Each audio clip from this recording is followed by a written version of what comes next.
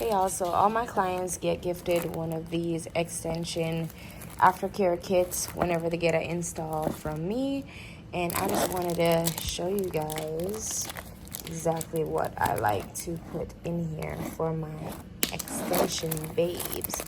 So all this stuff will be listed in the description bar, but when you open this up,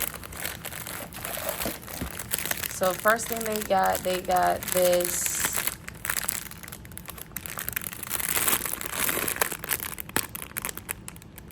to help them curl their hair without having to put heat on it every single day. Have an extension brush from Donna Bella, just pretty simple. The bristles just help to be really gentle with their extension so they don't accidentally like tug on them or snag.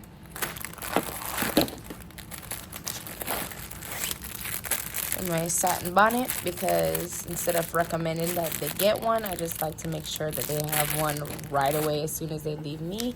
And along the same lines, I also make sure that they have a satin scrunchie. Yep, that's it.